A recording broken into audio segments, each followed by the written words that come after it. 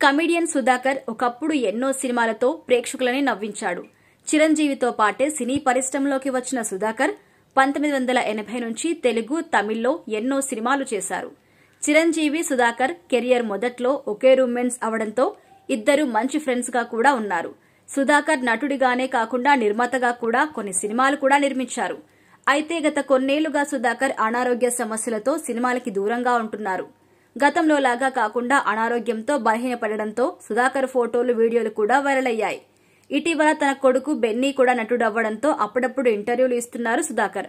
తాజాగా సుధాకర్ తన కొడుకు బెన్నీతో కలిసి ఇచ్చిన ఇంటర్వ్యూలో తాను సినిమాలు ఎందుకు ఆపేశాడో తెలిపాడు. సుధాకర్ మాట్లాడుతూ, వెంకటేష్ సంక్రాంతి నా లాస్ట్ సినిమా. దాని తర్వాతే నాకు బ్రెయిన్ స్ట్రోక్ వచ్చింది. దానివల్లే సినిమాలకు దూరమయ్యాను. ప్రస్తుతం నేను రిటైర్ అయిపోయాను. ఇప్పుడు సినిమాలు చేయలేను. నా కొడుకు నా లోటుని భర్తీ చేయాలి అనుకుంటున్నాడు అని తెలిపారు. అయితే సుధాకర్ తనయుడు బెన్నీ మాత్రం నాన్న ఏజ్ కి తగ్గట్టు ఏదైనా పాత్రలు వస్తే చేపించాలని అనుకుంటున్నాను అని తెలిపాడు.